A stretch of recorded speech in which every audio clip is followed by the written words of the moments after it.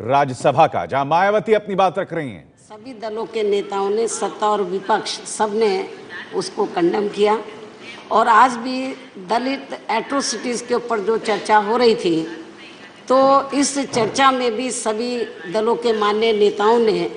तो उस घटना का उल्लेख करते हुए उसको कंडेम किया। और ख़ास तौर से हमारे देश में जो राजनीति में जो महिलाएं काफ़ी आगे बढ़ रही हैं, तमिलनाडु की मुख्यमंत्री है, बंगाल की मुख्यमंत्री है, और जो हमारी लेडीज़ हैं, तो उनको भी काफ़ी बुरा लगा। उन्होंने भी इस घटना का ये जो भी कुछ हुआ उसका विरोध किया, उन्होंने उसको कंडेम किया और आज भी कंडेम किया है। माननीय सत्ता पक्ष और विपक्ष दोनों तरफ से जो दलों के, विभिन्न दलों के नेताओं ने उसको कंडेम किया है। मैं इसके लिए सभी दलों के, सत्ता पक्ष और विपक्ष सबका, मैं सभी दलों के नेताओं का मैं आभार प्रकट करती हूँ। और इतना ही नहीं, तो जो इन्होंने इसका विरोध किया और विरोध किया, अगर कंडेम किया ज़बरदस्त तरीके से, तो इससे इन्होंने मेरे मनोबल को और बढ़ाया है। इन्होंने मुझे दलितों के स्वाभिमान के लिए लड़ाई लड़ने के लिए मेरा हिम्मत और हौसला और बढ़ाया है। इसके लिए भी मैं इनकी बहुत बहुत आभारी हूँ। मान्यवर, मुझे अच्छा लगता सत्ता पक्ष की ओर से, खास तौर से भारतीय जनता पार्टी की ओर से, आज जो अखबारों में, मीडिया में जो खबर आई है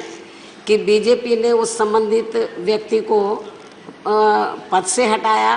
पार्टी से निकाला, ये उनका अच्छा कदम था, मैं उसकी सराहना करती हूँ। लेकिन अच्छा होता कि भारतीय जनता पार्टी उसको पद से हटाने के साथ साथ, पार्टी से निकालने के साथ साथ उसके खिलाफ खुद एफआईआर दर्ज कराती, तो मैं समझती हूँ बहुत अच्छा होता। SC/ST एक्ट के तहत खुद मुकदमा दर्ज कराती। हम देर रात तक इंतजार करते रहे। जब बीजेपी ने ऐसा नहीं किया तो देर रात में लखनऊ में हमारी पार्टी के लोगों ने फिर इस मुद्दे को लेकर, SC/ST एट्रोसिटी जो एक्ट बना है उसको लेकर, तो फिर ये मामला दर्ज कराया। लेकिन मैं ये समझती हूँ कि इसको लेकर जो हर तरफ जो कंडेम किया गया है, और इतना ही नहीं, आज पूरे देश के अंदर हमारी पार्टी ने, मैंने कोई उनसे अपील नहीं की, मैंने कोई दरखास्त नहीं किया, लेकिन उनके स्वाभिमान को ठेस पहुंची तो देश के ज़्यादातर राज्यों में आज लोग सड़कों पर उतरे और उन्होंने अपना विरोध जाहिर किया। उनका भी मैं आभार प्रकट करती हूँ। मान्यवर, इसके साथ साथ जैसा कि आज बिजनेस के मुताबिक आज सदन में देश के विभिन्न भागों में दलितों पर अत्याचार की हाल की घटनाओं पर नियम 176 के तहत जो चर्चा हो रही है, ये मुद्दा, ये जो विषय बहुत ही महत्वपूर्ण है। वैसे माननीय उपसभापति जी, ये बात सबको मालूम है कि जब भी सत्र शुरू होता है तो किसी न किसी घटना को लेकर, तो दलितों के ऊपर एट्रोसिटीज़ को लेकर हाउस के अंदर चर्चा होती है। ज़्यादातर हर सत्र में चर्चा होती है। लेकिन चर्चा होती है, सभी दलों के नेता अपना सुझाव देते हैं, सरकार भी अपनी अच्छी अच्छी बातें रखती है, अपना परफॉर्मेंस गिनाती है और आश्वासन देती है कि हम एट्रोसिटीज़ के मामले में हम काफ़ी गंभीर हैं। लेकिन उसके बाद अब फिर कुछ नहीं होता है, प्रैक्टिकल में सब हवाई बनकर रह जाता है। और माननीय उपसभापति जी, तो आज जो सदन में देश के विभिन्न भागों में जो दलितों के ऊपर अन्याय अत्याचार हो रहा, उसको लेकर जो नियम 176 के तहत जो आज हाउस के अंदर चर्चा जो हो रही है, और मेरे बोलने से पूर्व विभिन्न दलों के माननीय नेताओं ने अपने विचार व्यक्त किए। काफ़ी डिटेल में उन्होंने कुछ एग्जाम्पल भी दिए हैं और अपनी बात रखी है और आंकड़े भी पेश किए हैं।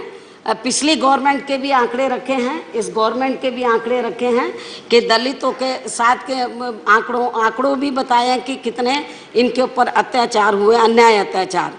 तो उनको मैंने काफ़ी ध्यानपूर्वक सुना, उन सब की बातों को मैंने काफ़ी ध्यानपूर्वक सुना है और काफ़ी गंभीरता से भी लिया है। मान्यवर, अब मैं इस संबंध में सबसे पहले ये कहना चाहूँगी कि अपने देश को आज़ाद हुए लगभग 69 वर्ष वे भारत के संविधान को लागू हुए लगभग 66 वर्ष अब तक बीत चुके हैं और इस अवधि में केंद्र में विभिन्न पार्टियों की सरकारें रही हैं और सबसे ज़्यादा जो सरकार रही है सेंटर में इस अवधि में भारतीय संविधान को लागू होने के बाद या देश को आज़ाद होने के बाद तो केंद्र में सबसे ज़्यादा लंबे अरसे तक हुकूमत कांग्रेस पार्टी ने की है। लगभग 54 वर्षों तक कांग्रेस पार्टी का सेंटर में राज रहा है और अधिकांश राज्यों में भी आज़ादी के बाद अधिकांश राज्यों में भी इसी पार्टी का ही राज रहा है, कांग्रेस पार्टी का। और बीजेपी ने भी इस बार जो इनकी पूर्ण बहुमत की सरकार बनी है तो पहले भी इन्होंने कुछ समय तक इन्होंने हुकूमत की है, तो उसके बाद बीजेपी भी अब तक ये 2 साल मिलाकर अब तक लगभग 8 वर्षों तक तो केंद्र में बीजेपी भी सत्ता में रही है और अभी भी सत्ता में आसीन है और कई राज्यों में तो बीजेपी सत्ता पे आसीन है। लेकिन दुख की बात यह है कि इस लंबी अवधि में भी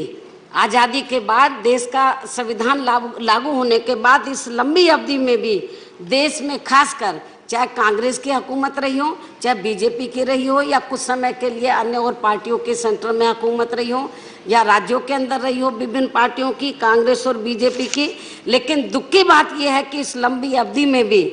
देश में खासकर दलित व आदिवासी वर्गों के लोगों का हर स्तर पर अभी तक भी उत्पीड़न होना बंद नहीं हुआ है, अभी तक भी हर स्तर पर। और इसके साथ ही यहाँ मैं ये भी कहना चाहूँगी कि बाबा साहब डॉक्टर अंबेडकर ने भारतीय संविधान में जो इन वर्गों को खास तौर से एससी और एसटी वर्गों के लोगों को सामाजिक एवं आर्थिक क्षेत्र में इनकी स्थिति में सुधार लाने के लिए जो बाबा साहब डॉक्टर अंबेडकर ने जो कानूनी अधिकार दिए थे, तो आज़ादी के बाद या भारतीय संविधान लागू होने के बाद इस लंबी अवधि में इन वर्गों के सामाजिक और आर्थिक स्थिति में मैं आपको वास्तव में बता रही हूँ कि 50% भी लाभ इन लोगों को नहीं मिला है। क्योंकि बाबा साहब डॉक्टर अंबेडकर ने कहा था, जब उन्होंने इन वर्गों के लोगों को कानूनी अधिकार दिए थे तो उन्होंने एक बात कही थी कि मैंने कानूनी अधिकार तो इन वर्गों के लोगों को दे दिए हैं, लेकिन इन कानूनी अधिकारों का लाभ इन वर्गों को तभी मिलेगा जब इनको ईमानदारी निष्ठा से इम्प्लीमेंट किया जाएगा। लेकिन ईमानदारी निष्ठा से इम्प्लीमेंट नहीं किया गया और इनको कानूनी अधिकारों का लाभ पूरा नहीं मिला। और खासकर सरकारी नौकरियों में जो बाबा साहब डॉक्टर अंबेडकर ने इनको रिजर्वेशन दिया था, आरक्षण की सुविधा दी थी, उसका भी कोटा पूरा नहीं किया गया। पदोन्नति में आरक्षण जो लंबे अरसे से इनको मिल रहा था, तो सेंटर में जब कांग्रेस की सरकार थी तो इनकी थोड़ी लापरवाही की वजह से माननीय सुप्रीम कोर्ट में, तो जब इस मामले के विरोध में कुछ लोग उधर कोर्ट में गए सही पैरवी ना करने की वजह से, तो पदोन्नति में आरक्षण का मामला भी निष्प्रभावी हो गया। तो मायावती बखान कर रही थी किस तरह से दलितों के हितों की अनदेखी न सिर्फ कांग्रेस शासन बल्कि बीजेपी के 8 साल के कुल शासन में हुई है, और यह भी कहा उनकी राज्य सरकारों में किस तरह से उनकी सरकारें हैं, लिहाजा उनके हितों की अनदेखी की जाती रही है।